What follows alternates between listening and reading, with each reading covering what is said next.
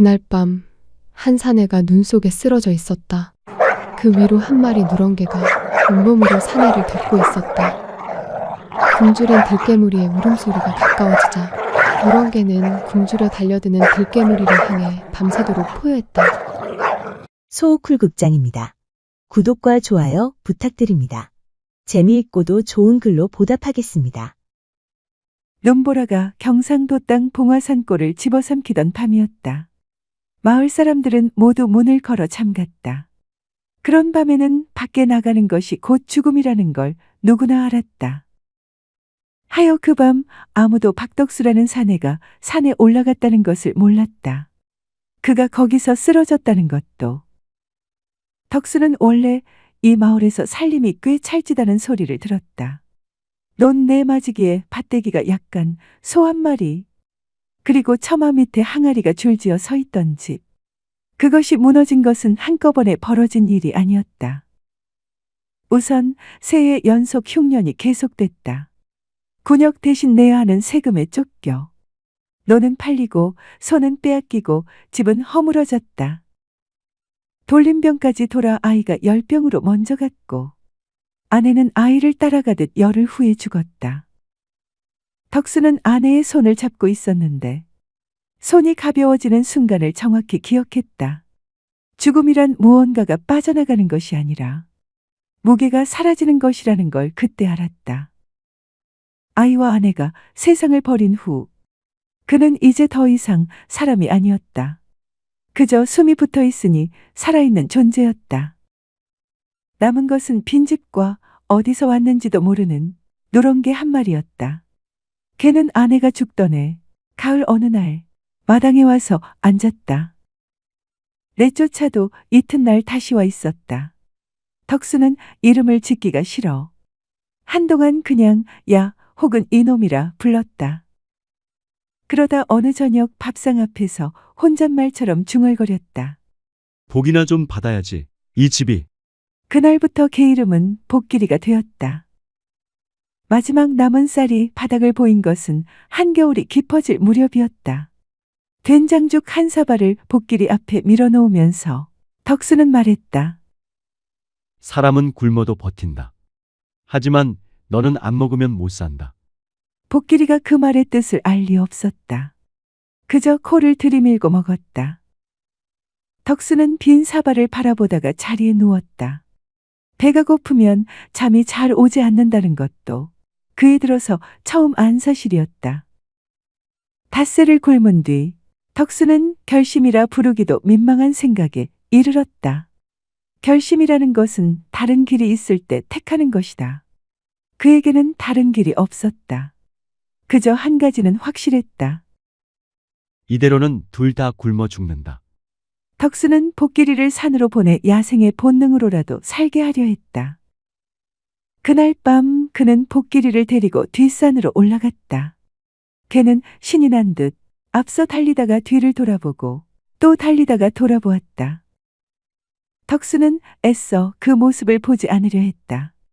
눈 덮인 숲속에 이르렀을 때 덕수는 멈춰서서 말했다. 가거라. 꼬리를 흔들며 덕수의 발치를 복길이는 맴돌았다. 가라고 했다. 목소리가 갈라졌다. 덕수는 발치에 있던 돌멩이를 집어 던졌다. 옆으로 빗나간 돌이었지만 복길이는 놀라 세 걸음쯤 물러섰다. 덕수는 돌아서서 내려오기 시작했다. 등 뒤에서 낑낑거리는 소리가 들렸다. 그는 걸음을 멈추지 않았다. 오두막에 돌아와 문을 닫고 누웠다. 바깥은 바람이 일기 시작했다. 이상하게도 잠이 왔다. 굶은 날 중 처음으로 눈을 감자마자 의식이 꺼졌다. 얼마나 지났을까? 문 밖에서 소리가 들렸다. 낮고 짧은 짖음. 덕수는 누운 채로 천장을 바라보았다. 다시 짖는 소리. 그는 일어나지 않았다. 소리는 한참 이어지다가 멎었다. 그는 눈을 감았다. 이튿날 새벽 덕수가 오두막을 나서자 복길이가 문 앞에 웅크리고 있었다. 밤새 거기 있었던 것이 분명했다. 털 위에 눈이 수북하게 쌓여 있었다. 덕수가 문을 열었을 때 복길이는 꼬리를 흔들지 않았다. 그저 고개를 들어 올려다보았다. 그 눈빛은 덕수가 한 번도 본 적 없는 것이었다. 애원도 아니고 처량함도 반가움도 아니었다. 오히려 모든 것을 다 안다는 듯 고집스럽고 단단한 광채를 띠고 있었다. 말하자면 이런 표정이자 눈길이었다. 포기해라. 당신이 나를 버려도 나는 당신을 버리지 않는다. 덕수는 방으로 들어갔다. 빈 솥을 긁어 노른 것을 조금 끓여 복길이 앞에 놓았다. 자신은 먹지 않았다. 먹을 게 없었다. 사흘째 되던 날 덕수는 품을 팔려고 나섰다. 이 마을에는 일거리가 없으니 인근 마을까지 가볼 작정이었다. 눈길이었다. 복길이가 따라붙었다. 덕수는 쫓아내지 않았다. 한 가족이니까 같이 다닐 권리가 있었다. 적어도 덕수는 그렇게 생각했다. 10리쯤 걷다가 언덕에서 발이 미끄러졌다. 경사가 심한 곳이었다. 굴러내리면서 바위에 옆구리를 찧었고 다리가 부러진 것 같았다. 얼마나 구른 것인지 알 수 없었다. 눈 속에 얼굴이 박혔을 때 몸이 말을 듣지 않았다. 추위보다 피로가 먼저 왔다. 사흘을 굶은 몸이었다. 이렇게 가는구나. 생각이 느릿느릿 흘러다녔다. 이상하게 무섭지 않았다. 아내 생각이 났다. 아이 생각도. 그리고 혼자 남을 복길이 생각도 났다. 희한하게도 납세를 독촉하러 왔던 관아 아전의 얼굴까지 떠올랐다. 고통 속에 의식이 흐려질 무렵 굶주린 들깨무리의 울음소리가 가까워졌다.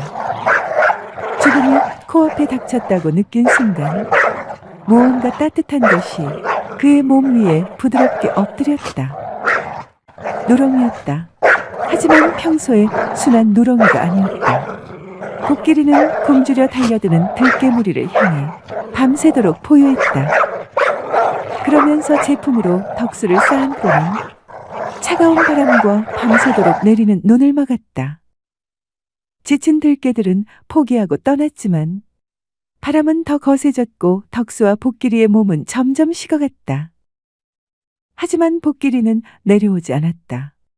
덕수의 등에 코를 묶고 짧게 숨을 쉬었다. 다음 날 아침 나무하러 나왔던 마을 사람이 일행을 향해 외쳤다. 여기 사람 있다. 그들이 발견한 것은 논 위에 쓰러진 사내와 그 위에 납작 엎드린 개였다. 이 사람 살아있다. 누군가 소리쳤고 덕수는 눈을 떴다. 몸을 움직이지는 못했지만 의식은 있었다. 옆구리와 다리가 무지하게 아팠다. 사람들이 그를 들어 올렸다. 덕수는 반쯤 실린 채로 고개를 돌렸다. 복길이는 이상하게 움직이지 않았다. 논 위에 그대로 몸이 굳어 있었다. 하지만 덕수는 바로 그 순간에 보았다. 복길이의 옆구리가 아주 조금 오르내리는 것을. 저게 그는 목소리가 나오지 않았다. 한 사람의 팔을 잡아당겼다. 그 사람이 엎드려 복길이를 살폈다. 살아있네. 가물가물하지만 아직 숨이 붙어 있어. 복길이는 심하게 알았다. 덕수는 마을 사람 중 어떤 이의 집에 얹혀 있었다. 다리가 부러졌고 옆구리를 크게 다쳐 누워 있어야만 했다. 덕수는 자기보다 복길이 걱정을 먼저 했다. 그게 어떻소? 동 먹지를 않네. 죽이라도 조금 쑤어주면 어떻겠소?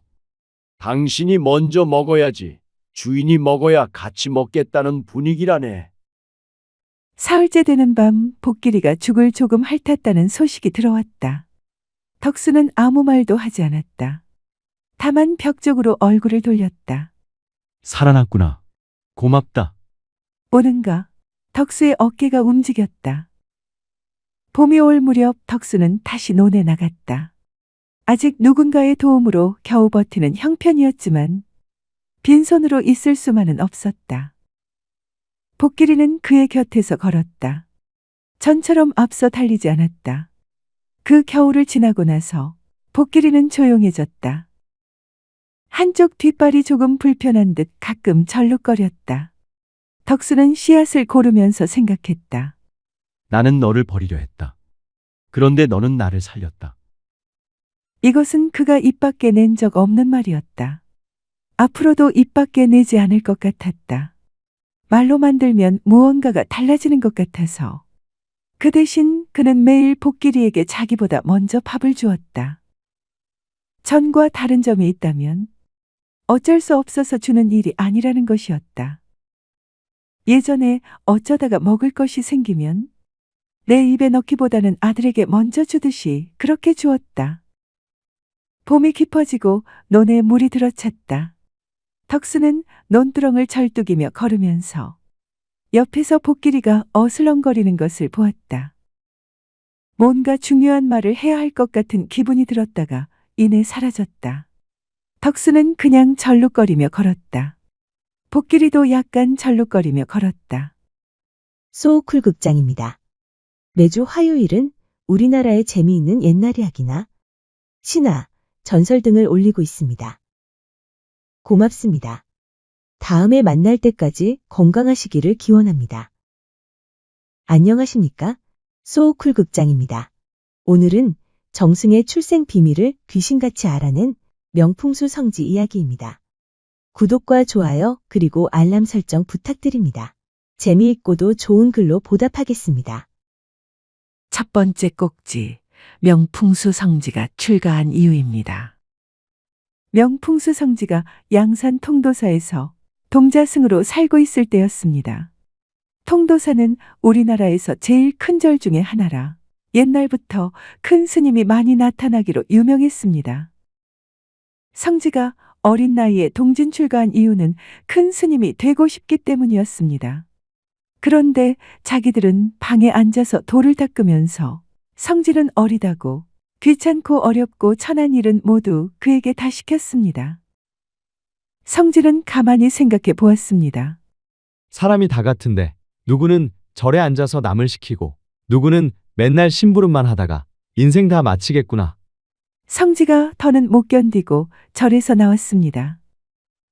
통도사에서 좀 떨어져 있는 골짜기에 토구를 하나 만들어서는 들어갔습니다.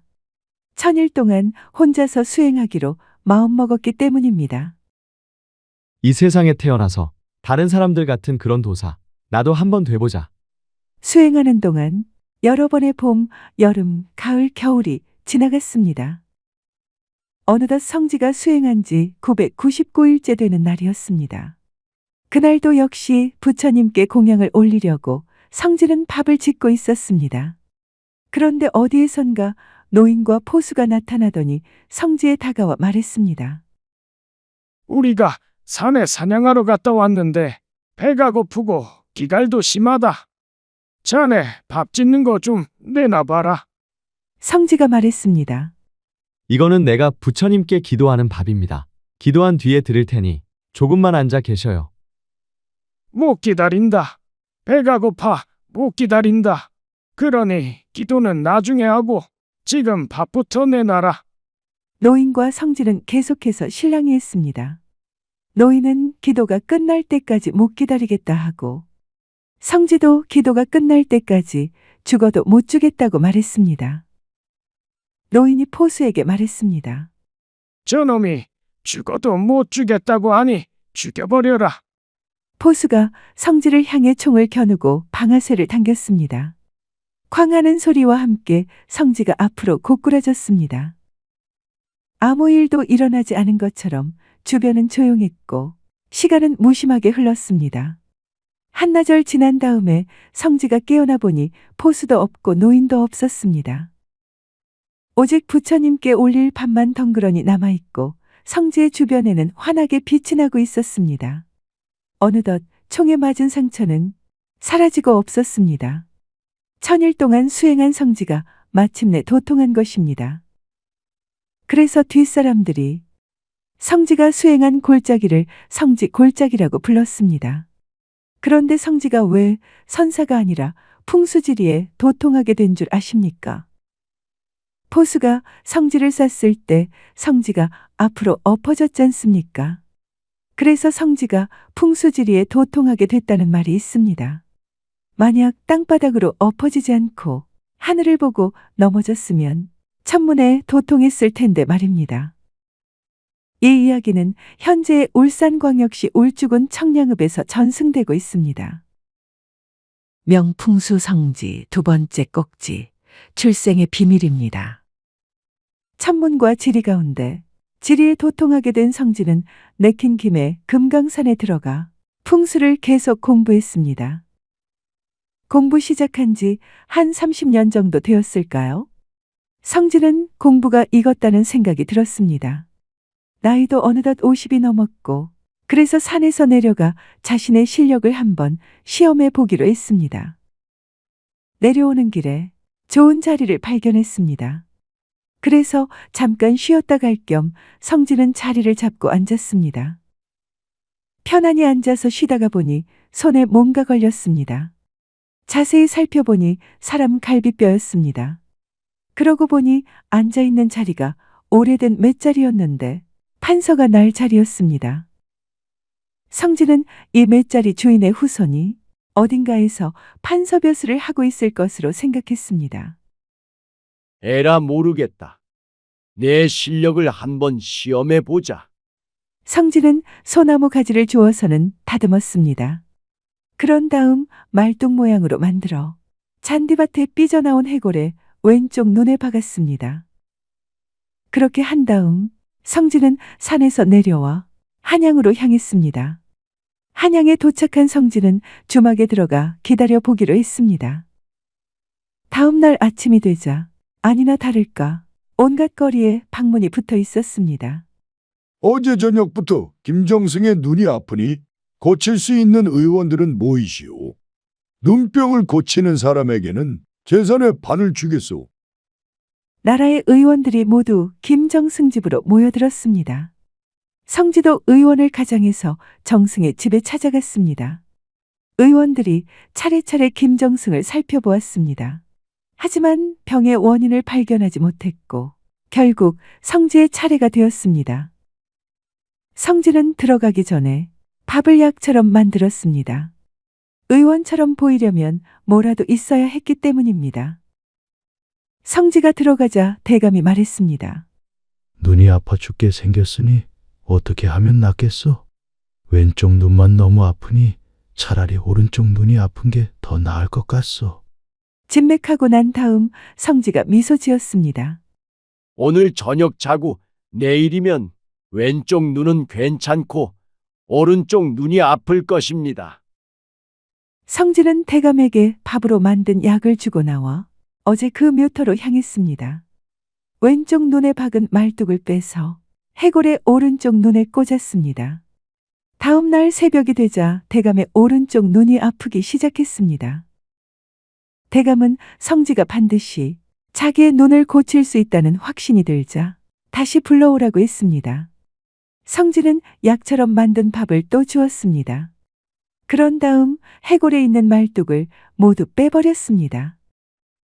대감의 병은 깨끗이 나았고 대감은 성지를 다시 불렀습니다. 눈병을 낫게 해줬으니 약속대로 재산의 반을 드리겠소이다. 나는 재산도 필요 없고 돈도 필요 없는 사람입니다. 재산이 필요 없으니 대신에 내가 무슨 말을 해도 됩니까? 말씀하시지요. 대감님 붙인 산소가 어디 있습니까? 어느 고을에 사또로 계실 때 거기서 돌아가셨소. 산소도 거기에 있어. 대감이 말한 그곳은 지금의 경기도 광주쯤 되었습니다. 대감이 말해준 그곳을 가보니 해골이 있던 자리도 아닐 뿐더러 판서가 날 터도 아니고 부자가 날 터도 아니었습니다.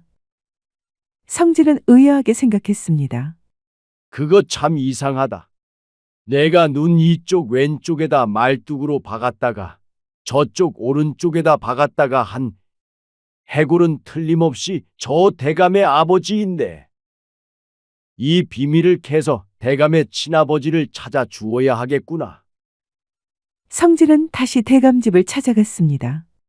이번에는 대감의 어머니를 조용히 불렀지요. 성지가 물었습니다. 보살님, 남 모르는 비밀이 있죠. 나한테 비밀을 말씀하시면 큰일이 안 벌어질 겁니다. 안 그러면 집안이 망하고, 그러면 집안이 안 망할 것이니 제대로 사실을 이야기해 주세요. 대감님 잉태했을 때 상황이 어땠습니까? 그러자 대감의 어머니가 울면서 사실을 설명해 주었습니다. 대감을 잉태하는 날 저녁에 도둑이 든 것이었습니다. 자고 있던 대감의 어머니가 도둑에게 몹쓸 일을 당하고 말았고, 그 도둑은 달아나다 집안 종들에게 잡혀서 죽임을 당하고 말았습니다. 대감의 아버지는 보름에 한 번씩 집에 오니 그 사실을 모르고 있었지요. 아무튼 집안 사람들은 죽은 도둑을 삼각산 밑에 가져가서 버렸습니다. 그런데 그 시체를 호랑이가 물어다가 그 자리 지금의 명당 자리에 가져다 놓은 것입니다. 성진은 대감의 어머니에게 말했습니다. 마님이 죽을 때까지 비밀을 지켜줄 것이니 내 말대로 하세요. 내가 대감 친아버지 해골을 발견했습니다. 아마 틀림없을 겁니다.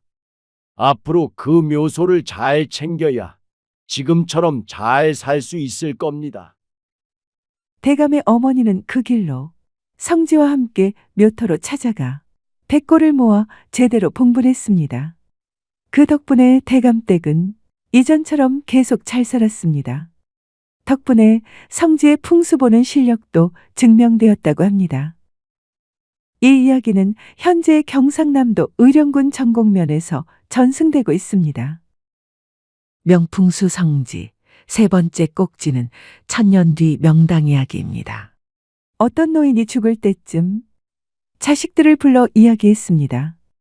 내가 죽거든 묘를 쓰되 아무데나 쓰지 말고 나하고 친한 성지를 찾아가서 그 어른이 시키는 대로 맷자리를 잡아 써라.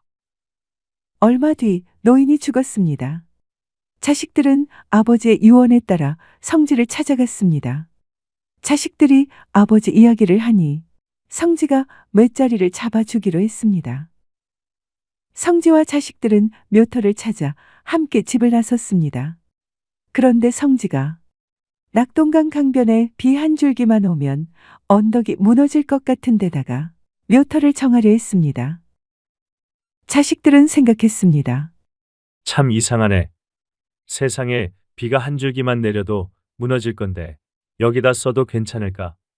그래도 아버지의 유언이 있으니 자식들은 성지의 결정을 따를 수밖에 없었습니다. 성지는 아버지 관에다가 절대로 안 지워지도록 글을 써놓았습니다. 사거일 천년 후, 죽은 지 천년 후에 봉심어사, 심어사를 만나서 장어 화양산에 장사 지내라. 물이 닿아도 전혀 번지지 않도록 이렇게 딱 써놓았습니다. 그렇게 아버지를 묻고 장사를 지냈습니다. 그런데 아니나 다를까. 장사를 지낸 후 3일이 되자 폭우가 내려서 아버지를 묻은 언덕이 무너져 내렸습니다. 그러자 아버지 관이 낙동강으로 떠내려가 버렸습니다. 며칠이 지나고 심시성을 가진 암행어사가 의령에서 창녕으로 가고 있었습니다. 나룻배를 타고 가는데 강 한복관의 어떤 관이 물에 빠졌다가 나왔다가 했습니다. 암행어사가 그 관을 건져 올리라고 했습니다. 그랬더니 관에 사거일 천년 후 죽은 지 천년 후에 봉심어사 심어사를 만나서 장어 화양산에 장사 지내라 라고 쓰여 있었습니다. 어사가 감탄하며 말했습니다. 하, 이 사람이 천년 전에 내가 어사 될 줄을 알았네. 천년 전에 나를 알다니 참말로 위인이네. 내가 장사를 지내주어야 하겠다. 어사가 사공에게 물었습니다. 화양산이 어디에 있어? 그 산에 가서 내가 어사 출두를 하려고 하오. 자식들은 몰랐지만 화양산에는 천하의 명당이 있었다고 합니다. 이 이야기는 현재 경상남도 의령군 지정면에서 전승되고 있습니다. 들어주셔서 고맙습니다. 용어 풀이와 참고 문헌 그리고 자료 출처는 명기만 하고 따로 읽지는 않겠습니다. 참고하시기를 바랍니다.